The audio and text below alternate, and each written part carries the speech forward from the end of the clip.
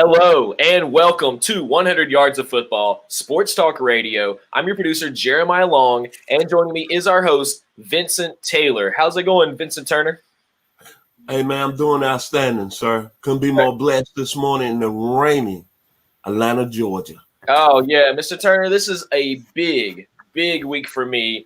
My favorite team of all time, the Tennessee Volunteers, and my favorite of favorite teams, just like most people, the 1998 team, the national champions. They had this crazy season. They'd had some great seasons leading up to this. There'd been the crazy rivalries. But when you think of people like T. Martin, Travis Henry, Sean Bryson, Travis Stevens, Jamal Lewis, Philip Crosby, Will Bartholomew, Tyrone Graham, Peerless Price, Cedric Wilson, Jermaine Copeland, David Martin, Kevin Taylor, John Finlayson, like when you see a team going like, and even names that go deeper in the roster than that, like those names, at the time, I felt like they were stars because I was in Knoxville in 1998. I was in the Sea of Orange down on campus watching over 100,000 people file into Neyland Stadium, and each of those games were life-changing for the entire group of people I knew at the time because those wins and losses, when they started to stack up, we started to know something very special was happening with this team. So, Vincent, Mr. Football Turner, will you please take us back to that date and about that entire season? Well, when you look at the whole layout of that football team, there was some pretty good times during that time at the University of Tennessee. That was really during the Peyton Manning era. His 4 years at Tennessee were outstanding. Mm-hmm. And by the way, you need to throw Deion Grant, Mr. Darren Walker, and Coach Coleman too in that mix. Ooh. Just being a UT fan, along with yourself, we need to give them kudos and respect today too. Absolutely. But getting back, it was a special team. That team came in ranked number 10 in 1998. And the previous year was the year that, remember, they went in the Orange Bowl, national championship game against Nebraska. Peyton Manning's final season, he had decided to come back. And that team right there had kind of broke the barriers of Tennessee really getting over the hump. But if you remember the previous season, Nebraska pounded Tennessee in the Orange Bowl 42-17. So we didn't really know what we had coming in 1998. Didn't nobody really know about T. Martin? Could he really follow in Peyton Manning's footsteps? Mm-hmm. The defense had lost some key players. They had lost 3 players in the NFL draft that was leaders on the team back in 1997, Leonard Little, Peyton Manning, and Marcus Nash. Ooh. But what stuck out to me about this 98 team that was so ironic is that there was a basic team from the 50s. Yeah. T. Martin was a guy, he wasn't a Peyton Manning coming in the 1998 season. He was a guy that was a more of dual threat guy. And the most really thing that really stuck out in my mind, going into spring football that year when T. Martin was going to be the starter in 98, the offense struggled. Yep. They even struggled in the preseason. So we didn't really know what we had going into that first game Tennessee had against Syracuse. Right. And they had that big win, Jeff Hall's winning kick. T. Martin played very, very well. Then a couple of weeks later, they played Florida, who was really Tennessee's nemesis in the mid-90s. Peyton Manning never beat Tennessee, and Tennessee had lost to him a consecutive 5 times. But I think that game right there kind of put all the eyeballs on Tennessee nationally when they came up with that big win, 20-17 in overtime. And with so many big plays in that game, like you say, Sean Bryson's 57-yard touchdown run in that game, Peerless Price, 29-yard touchdown reception from T. Martin. T. Martin didn't really play great, and Tennessee really didn't play great that evening, but they made key plays that game that got them over the hump.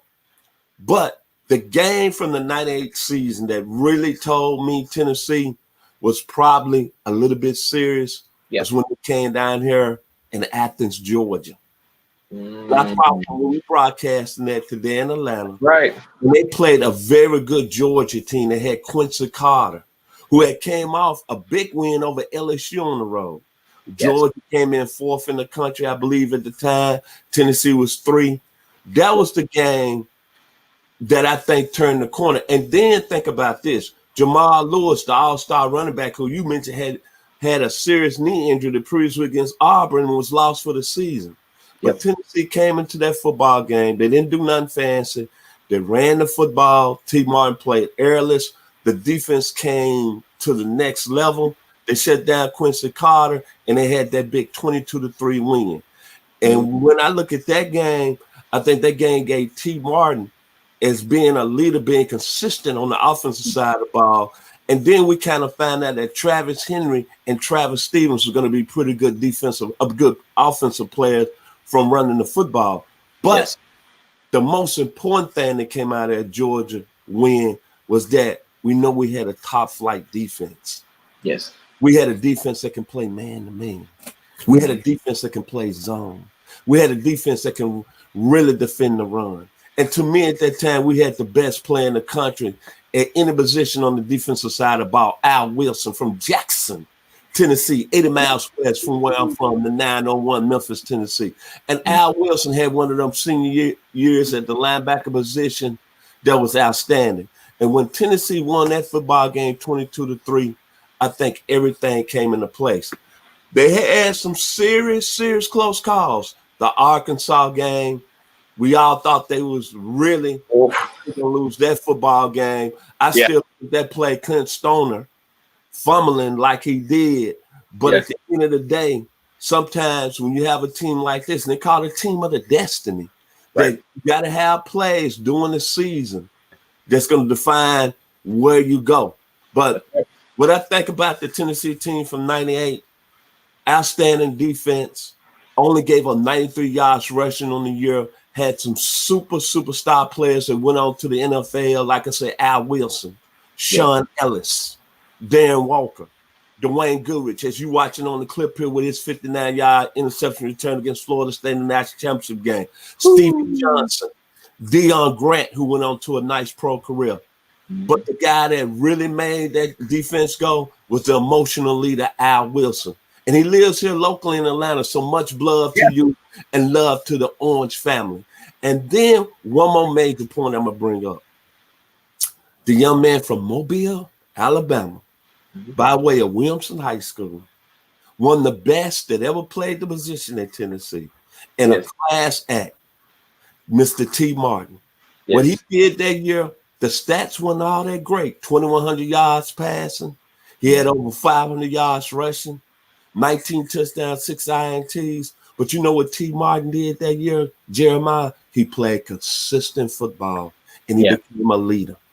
And to me, that right there outside the Tennessee defense led by Al Wilson and the consistent play of the young man out of Mobile, Alabama, Mr. T. Martin, that defined the 1998 University of Tennessee football season and the first national championship under our BCS era.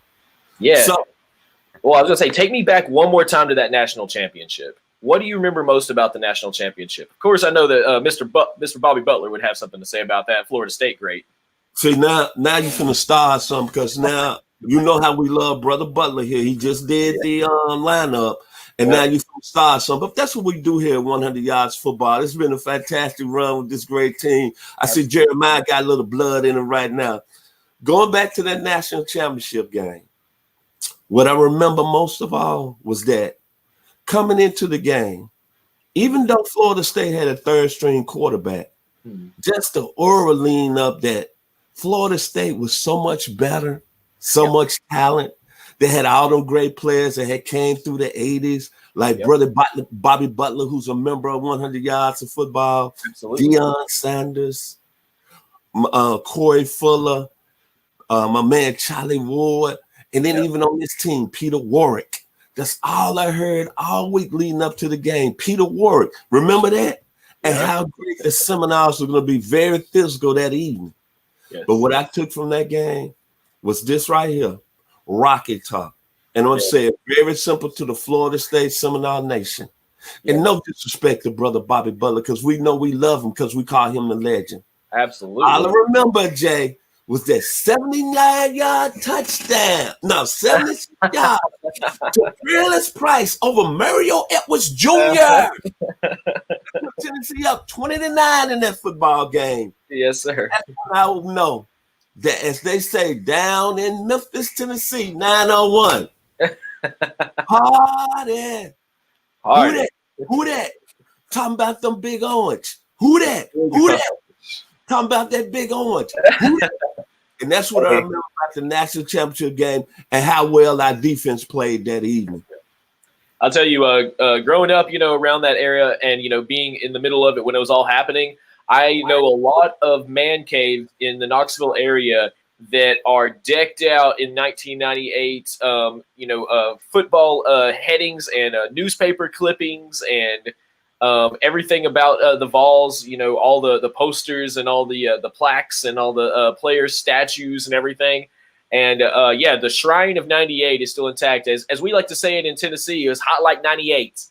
So, and as the Tennessee Vols start to think about what's happening in this next era, which we've had a very fraught era from 98 on, we had some great, great finishing run with Philip Fulmer.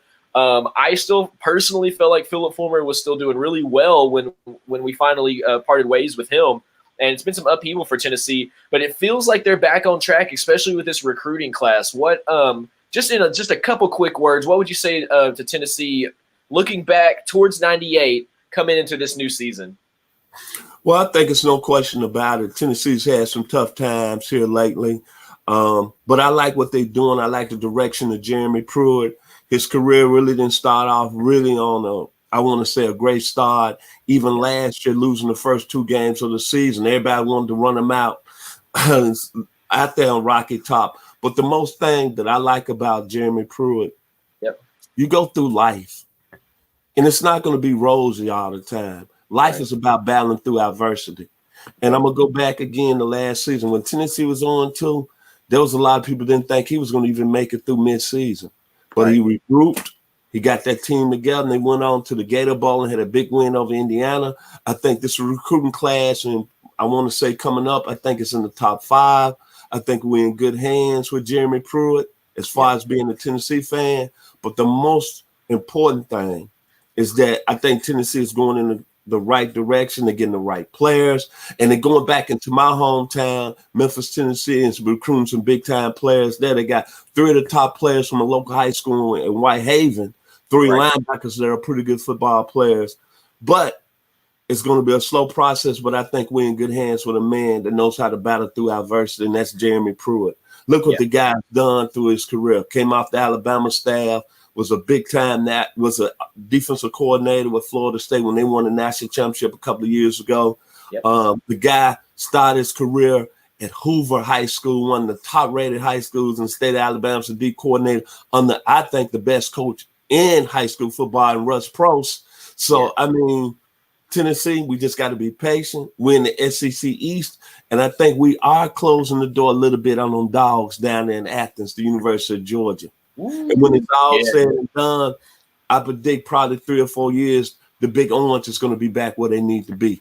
And the city of Knoxville is going to be rocking where you from, and Neyland Stadium, right there on the river. Can't wait. Rocky Top and Smoky. Yes. Town is going to be able to go hunt again. Yeah. Woo. Well, I'm ready for that. And so you have been watching our history special on the 1998 Tennessee Volunteers championship team. And I'll just say, going out, as we always do, I just want to make it very clear that Rocky Top, you'll always be home sweet home to me.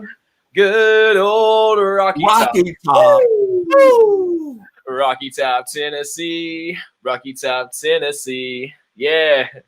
And so for 100 Yards of Football, I am the producer, Jeremiah Long. You have been watching us with host Vincent Mr. Football Turner. Join us every week for live history specials and more. So for more, and for the 100 Yards of Football staff, I am joining you live every week. Please let us know if there's anything you'd like to know more about the Vols or any other team. Till then, we'll see you later this week. See you guys.